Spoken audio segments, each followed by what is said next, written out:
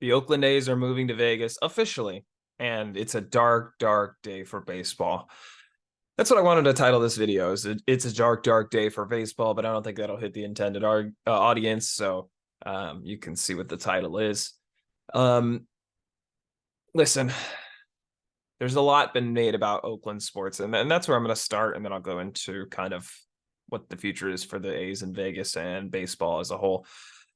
Um, a lot's been made about Oakland and you know the situations around it or in it, right? Obviously, the Bay Area has a homeless crisis, and that's part of the stigma around Oakland. Crime rates are part of the stigma around Oakland. Although, if we talk about a per capita situation, it's really not ranking high in terms of overall national rankings. But anyway, regardless, there's a stigma around Oakland. And now with the Raiders in Vegas, with the Warriors in San Francisco, and the A's leaving, it just kind of perpetuates that. And that's something kind of irritates me from this whole move of the A's, that it just makes Oakland look worse. When I think while Oakland could have done a better job in keeping the sports teams, I don't blame them in the slightest for the A's leaving. To take a look at the scenario as a whole, I'd like to talk about the Raiders leaving in the first place. It's not a coincidence the Raiders left for Vegas. Mark Davis owns the Las Vegas Aces, the WNBA team in Vegas. He spends most of his time living in Vegas. The Raiders were never moving to, I don't know, Tuscaloosa, Alabama, or Raleigh, North Carolina. Well, Raleigh, North Carolina has a team, but they weren't moving to some random city. They weren't moving to, I don't know, Montreal or any other Canadian city. They weren't moving to Vancouver.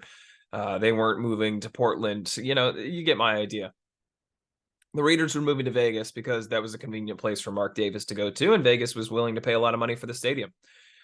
And the stadium's a great one. I, in part, don't blame them for leaving on a financial aspect, but at the same time, I don't blame the city of Oakland for not shelling out, because there's been large-scale financial research that shows that paying tax dollars for a stadium to then make tax dollars back in the revenue it generates doesn't actually work out for the city long term, especially by the time the team wants to move out of that stadium. So in some capacity, the Raiders leaving, I didn't like, but at the end of the day, it's an unfortunate scenario. I don't blame necessarily anyone involved.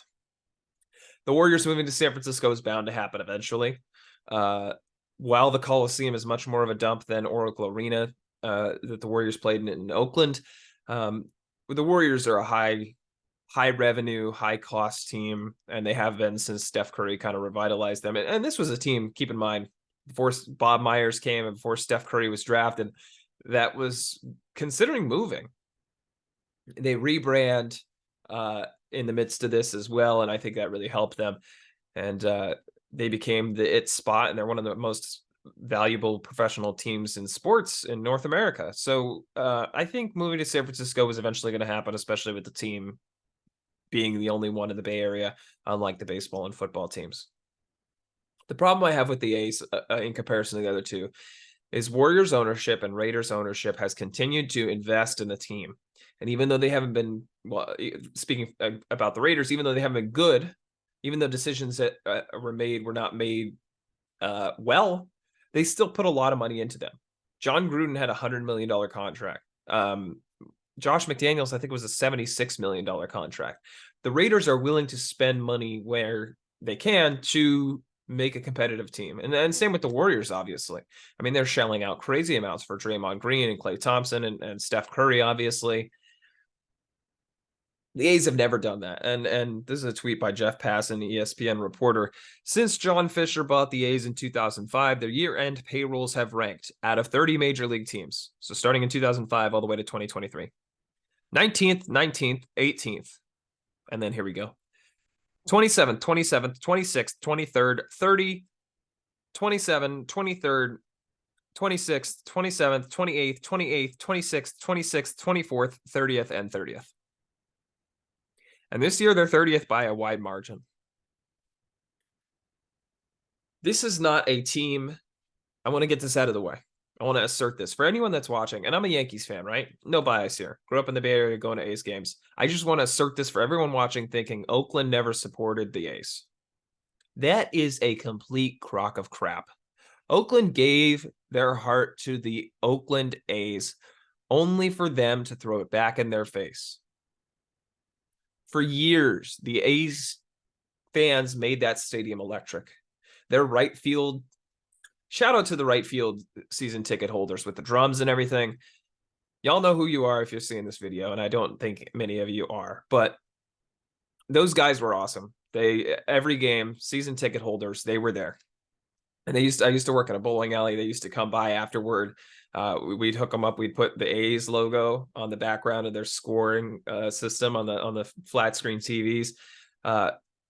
Die-hard fans, and they made the Coliseum electric. I can remember in 2018, the Yankees played the A's in the wild card game, and it was in Oakland.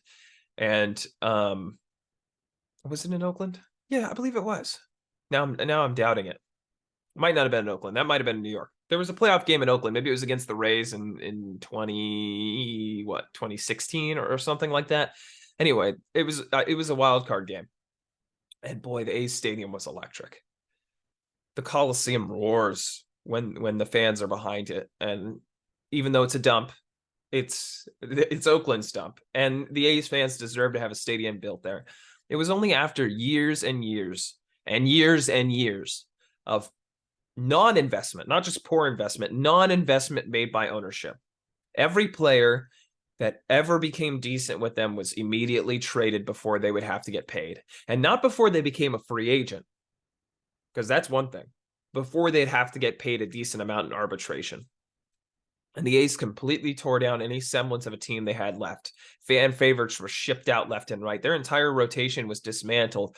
I mean, Jesus Luzardo, Chris Bassett, Frankie Montas, Sean Manaea, Mike Fiers, piece after piece left town. And then the offense, Matt Chapman, Marcus Semien, Matt Olson. Oh my gosh, I'm forgetting their catcher's name. Stephen Piscotty, Mark Canha, Ramon Laureano is about the only guy left, right? I'm blanking on who else was there. I mean, it was just piece after piece that was irritating to watch leave because ownership wouldn't invest the money they needed to pay at least some of their stars. Like, I understand you can't pay everyone, right? Like the Yankees are an example of this, right? They paid Judge, they're paying Stanton, paying Cole. So free agents come around, right?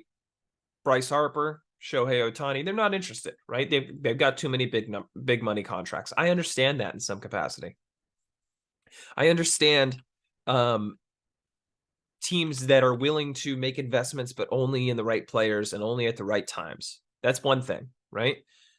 I am not willing to accept the fact that teams who do not make investments in fans should receive criticism, or those fans of that team should receive criticism by fans of other teams for not supporting the team, because it's a complete crock of crap.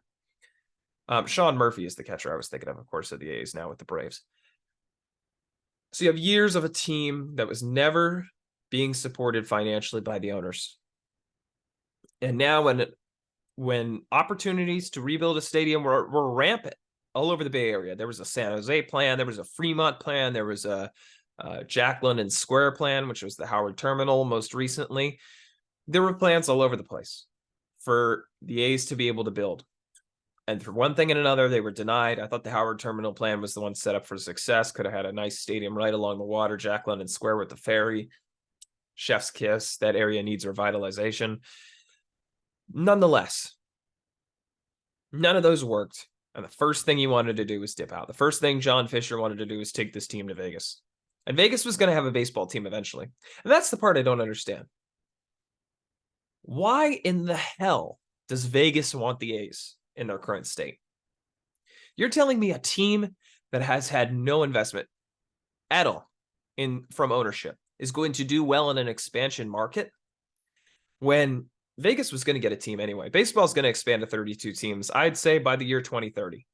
And they're basically saying we're waiting until the Rays. This is what Rob Manfred said, the commissioner of baseball. We're waiting until the Rays and A's situations are sorted out before we expand. And the A's are going to Vegas, and the Rays are building a new stadium. I believe in St. Pete. It might be in Tampa. I'm pretty sure it's in St. Pete. And now you got those situations sorted out. They're going to expand relatively soon. Vegas was getting one of those expansion teams no matter what. I bet my life on it that they were going to get one of them, and then the other one was going to go to Raleigh or Nashville or Montreal, some East Coast city, maybe Portland, but I doubt it. Vegas was getting one of those expansion teams. And instead, they shelled out, what, $750 million for a stadium to build a stadium for the cheapest owner in professional sports? Don't get why Vegas did it. And that takes me on to the Vegas situation. The Raiders do well in Vegas. The Golden Knights do well in Vegas. The Aces do well in Vegas. I'm not sure teams will continue to do well in Vegas. And here's why. Even though Vegas is an exceptionally growing city, they're a city that, out of all the cities in the U.S., is has one of the highest growth rates of the last 10 years, which is helpful for pro sports teams and growing momentum for them. The problem I have is that the Aces did well because the WNBA had a very niche fan base. And while that's expanding, it still hasn't expanded to where it's like these other sports where there's a lot of casual viewers and that sort of thing. So the Aces did well. They brought the Golden Knights, an expansion team, to Vegas in hockey, and they did well because that was Vegas's first Big Four sports league team. And the Vegas citizens, the locals, were behind them. That was Vegas's team. And you bring the Raiders to Vegas and you build this nice fancy new stadium. And I think the Raiders do well in Vegas because of the nature of the game. Football's a weekend sport. You have one game a week on Sunday, right? And you see it when it's on TV. Fans of the Raiders coming from Oakland, or Raiders fans coming from LA, or fans of any team that they're playing will say, hey, why don't we do a weekend in Vegas? Why don't we, gather the boys? Let's drive down on a Friday. We'll spend all Saturday gambling, going to shows.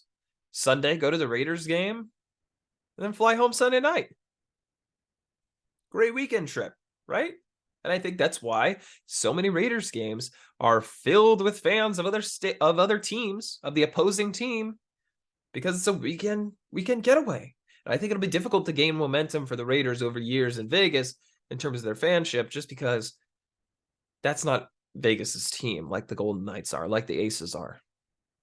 And I know the Aces also moved to Vegas, but like I said, a little bit of a niche market. The problem with the A's coming to Vegas, and I think an NBA team might have a similar concept, or a similar issue, even though I believe an expansion team is coming in the NBA within the next 10 years to Vegas. The problem with baseball is there's 162 games, and 81 of those are going to be played in Vegas. And maybe the weekend games will still do well because people love going to Vegas for the weekends, right? And maybe people from Oakland will travel to Vegas when the seasons overlap, right? Like September. And they'll go to an A's game on Saturday night and then go to a Raiders game Sunday afternoon and then, fly home that night or whatever. Maybe that'll happen. But I'm curious to see if the locals will really take up the A's, especially if there's not a lot of a financial investment, to go to those Tuesday games, those Tuesday matinees, or those Wednesday night games, or those Thursday afternoon games. That's what I'm curious about. Maybe the weekend games sell well because we still see a travel tourist aspect and fans coming to visit. Maybe there's an opposing fan, strong contingent in the stadium like there is for the Raiders. But I'd be curious to see what attendance numbers look like during the week. And that's why I think the A's are going to struggle, just because of the nature of the sport. It'll be interesting to see how the A's do. And I think it's a good warning for the NBA. Hey, maybe you wait a second. Maybe you wait and watch the A's and see how they do before you go and send an expansion team to Vegas, load up on a city that maybe doesn't like the mass amount of sports teams coming in. And obviously sports teams have controversies with tax dollars, especially when the city is spending hundreds of millions of dollars to support building these stadiums. I think you start to build some momentum against teams, especially if the owner doesn't show financial investment as we get closer. I don't know. Like I said, it's a dark, dark day for baseball. And I think that's what I want to leave this video with. I'm just incredibly disappointed. And maybe it's me having memories of going to A's games. Maybe it's me having countless friends and family that are A's fans and knowing their pain. But it just really sucks that this is what this has come to. And that Oakland sports fans who used to be and still are some of the more passionate in pro sports, right? The Raiders black hole was crazy. The Warriors sellout crowds at Oracle Arena were electric. The Coliseum was rocking when the A's were in the playoffs and during important regular season games. I mean, Battle of the Bay was elite in Oakland. To see that city lose 3 sports teams, to see the fans lose 3 teams, really sucks. Really sucks. And this is a sad day for baseball. I'm sorry it's come to this.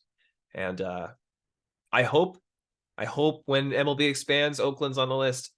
I doubt it just because those stigmas I mentioned earlier. But it's really just a dark day for Oakland and for sports fans everywhere. I don't know. Let me know what you think in the comments below. Should the A's have stayed in Oakland? Why does Vegas want the A's? Let me know what you think in the comments below. Thanks for watching. Peace out.